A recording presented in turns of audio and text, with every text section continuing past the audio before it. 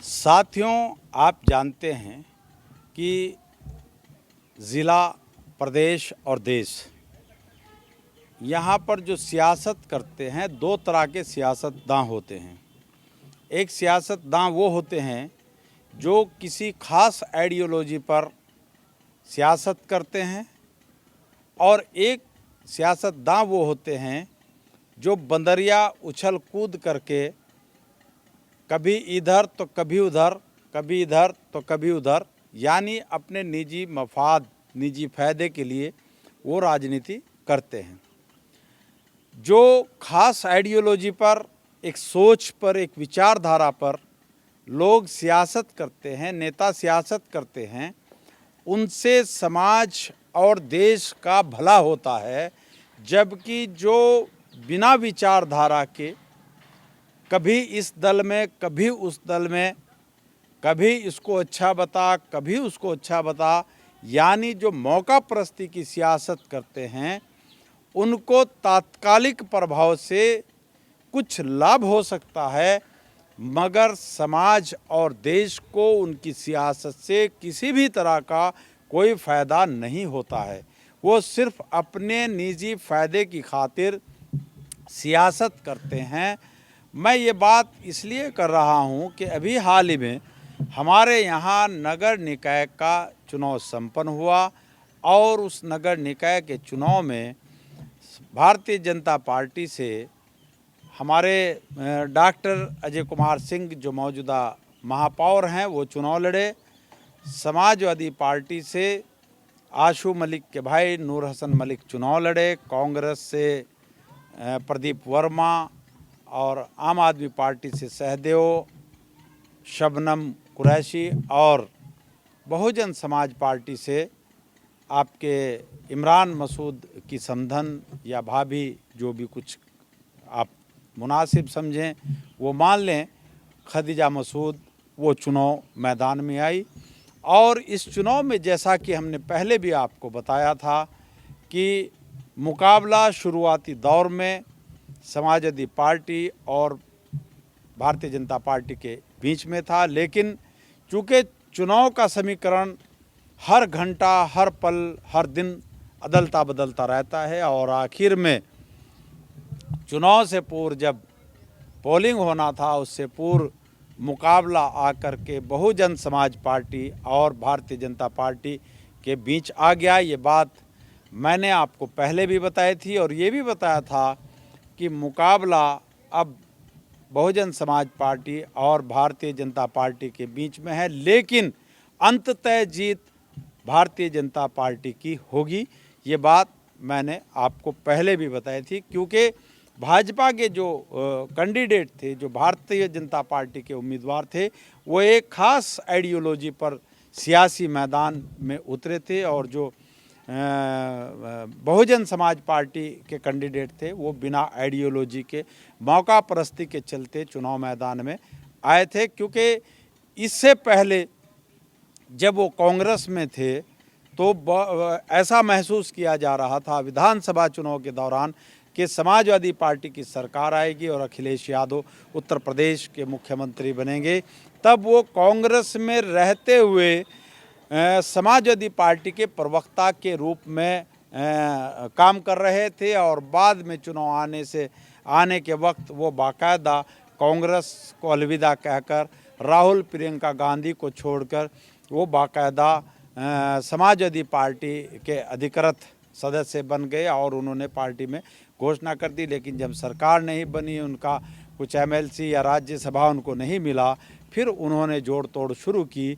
फिर वो उसी बहुजन समाज पार्टी में गए जिसको विधानसभा चुनाव के दौरान उन्होंने कहा था कि नीला झंडा हाथी निशान, ये है बर्बादी की पहचान। और जिसको कुछ यूट्यूब चैनल्स के साथ, कुछ टीवी पत्रकारों के साथ, प्रिंट मीडिया के साथ उन्होंने कहा था कि मैं बसपा को पार्टी नहीं मानता, बसपा चोरों लुटेरों का एक गिरोह है, उसकी कोई आइडियोलॉजी नहीं, कोई सोच नहीं, और वहाँ तो जो जितना पैसा दे दे उसको टिकट दे देते हैं, कार्यकर्ता की कोई वैल्यू नहीं। तो भाई साहब वहीं जाकर उसी पार्टी से चुनाव लड़े और जीत गए। शुरुआती दौर में ऐसा महसूस किया गया था कि इनके आने से बहुजन समाज पार्टी को बहुत बड़ा फ़ायदा होगा। लेकिन ये हकीकत है कि महापौर के चुनाव में बहुजन समाज पार्टी की जो कैंडिडेट थी, जो उसके नेता थे, उन्होंने इस तरह का एक माहौल क्रिएट कर दिया कि वो मुख्य मुकाबले में आ गए और वोट परसेंटेज उनकी यहाँ पर बढ़ गई। लेकिन इससे भी इनकार नहीं किया जा सकता कि इनके बहुजन समाज पार्टी में आने से बहुजन समाज पार्टी को बड़ा भारी नुकसान जिला सहारनपुर के अंदर हुआ है।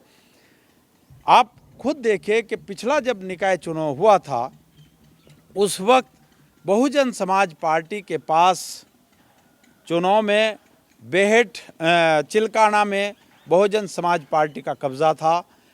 इस चुनाव में इमरान मसूद के बहुजन समाज पार्टी में आने से चिल्काना उनके हाथ से निकल गया और वहाँ पर भारतीय जनता पार्टी की फूल बानो अंसारी चेयरमैन बन गई। यानी बसपा को चिल्काना में भारी नुकसान का सामना करना पड़ा।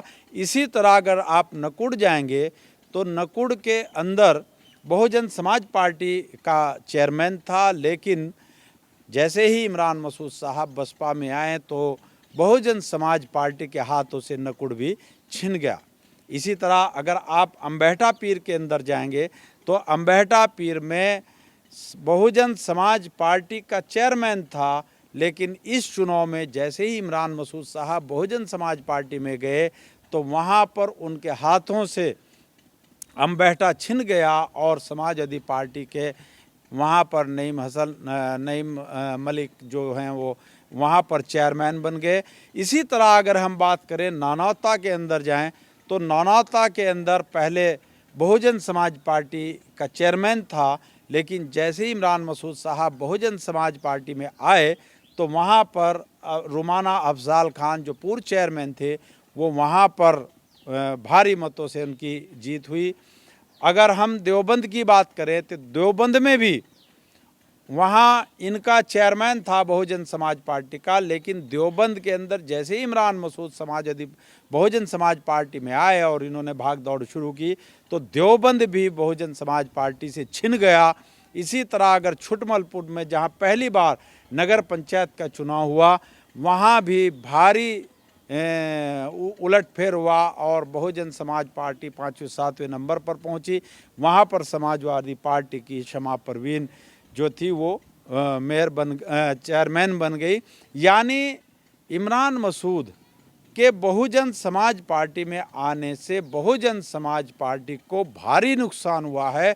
अगर पार्षदों और सभासदों की हम काउंटिंग सारी नगर पंचायतों, नगर पालिकाओं और महानगर के अंदर हम बारीकी के साथ अध्ययन करें तो वहाँ पर भी आपको ऐसा देखने को मिलेगा कि बहुजन समाज पार्टी को पार्षदों और सभासदों का भारी संख्या में नुकसान हुआ है। यानी जितने पहले पार्षद थे या नगर पंचायतों, नगर पालिकाओं में उनके सभासद थे, अब की बार आधे से भी कम का उनके सभासद और पार्षद बने हैं। यानी कुल मिलाकर महानगर में बेशक इमरान मसूद का कैंडिडेट भारतीय जनता पार्टी के साथ मुख्य मुकाबले में हो, लेकिन टोटल मिलाकर के बहुजन समाज पार्टी को बड़ा नुकसान हुआ है। लेकिन अफसोस इस बात का है कि इमरान मसूद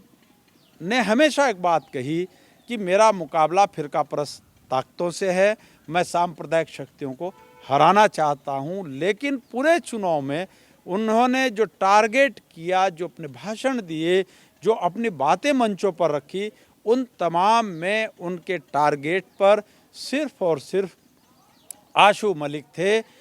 भाजपा, कांग्रेस, आम आदमी पार्टी ये जितने प्रत्याशी थे उनसे उनका कोई सरोकार नहीं था। लड़ाई भारतीय जनता पार्टी से थी और टारगेट पर आशू मलिक और सपा प्रत्याशी नूर हसन मलिक थे। और वो बार बार अपनी मीटिंगों में ये बात कहते हैं कि मुझे हरा दिया। एक तरफ वो कहते हैं कि समाजवादी पार्टी का कोई अस्तित्व नहीं है, कोई वजूद नहीं है, दूसरी तरफ कहते हैं कि समाजवादी पार्टी के कैंडिडेट ने मुझे हरा दिया है। अब उनकी किस बात पर हम यकीन करें और किस बात पर यकीन ना करें, क्योंकि अगर समाजवादी पार्टी का अस्तित्व नहीं है, वो ताकतवर नहीं है, तो उन्होंने आपको कैसे हरा दिया। और अगर उन्होंने आपको हरा भी दिया तो इसका मतलब ये हुआ कि समाजवादी पार्टी ज़िले में एक ताकत की शक्ल में खड़ी है, इसमें कोई दो राय नहीं है।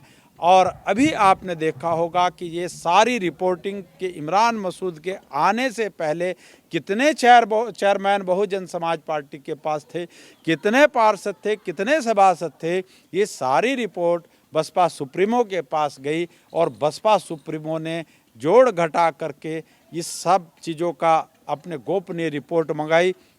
और लोगों ने रिपोर्ट में ये भी दिया कि जहाँ जहाँ इमरान मसूद बहुजन समाज पार्टी की वर्करी करने गए हैं, चाहे वो मेरठ हो, चाहे आपका अलीगढ़ हो, या जितने भी जगहों पर हैं, वहाँ बहुजन समाज पार्टी 5वें, 7वें, 8वें और 9वें नंबर तक पहुँच गई है। तो बसपा सुप्रीमो को पता चल गया कि एक ज़िले में एक सीट पर ज़्यादा वोट लेने से उनका कोई फायदा नहीं है।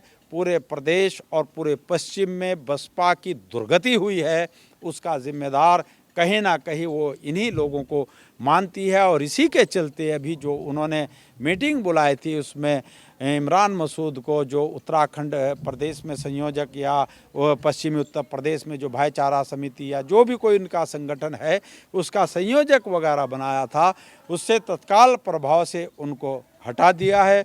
अब कहीं एडजस्टमेंट होता है या नहीं होता है, इस पर भी कोई ज़्यादा तवज्जो की बात नहीं है, क्योंकि वहाँ कुछ पता नहीं चलता कि कब किसको बना दिया जाए और कब किसको हटा दिया गया। राजनीति के जो माहिर हैं, राजनीति के जो पंडित हैं, जो चाणक्य हैं, उनका तो यहाँ तक कहना है कि जल्दी ही लोकसभा चुनाव आने से पूर्व ही इमरान मसूद का क्या तो बसपा से निष्कासन कर दिया जाएगा या फिर वो खुद ही छोड़ कर के भाग जाएंगे। ऐसे भी उम्मीदें लगाई जा रही हैं कि उनके तार अब फिर से राहुल गांधी और प्रियंका से वो अपनी जुगड़ भिड़ा रहे हैं और जल्दी ही कांग्रेस की सदस्यता वो ले सकते हैं, क्योंकि कांग्रेस की कई राज्यों में सरकार है, बसपा उत्तर प्रदेश में ही बुरे हालात में खड़ी है, कहीं उनको अपना दिखाई नहीं दे रहा है। इसलिए वो अपने राजनीतिक भविष्य को लेकर चिंतित हैं और वो अब कांग्रेस की तरफ देख रहे हैं। साथियों, आपने मेरी बात को ध्यानपूर्वक सुना, उसके लिए आपका बहुत बहुत धन्यवाद। और मैं एडवोकेट इंतखाब आज़ाद आपसे फिर यही बात कहूँगा कि जो विचारधारा पर राजनीति करते हैं, संघर्ष करते हैं, संघर्ष करके आगे बढ़ते हैं, वो लॉन्ग टाइम तक सियासत में ज़िंदा रहते हैं।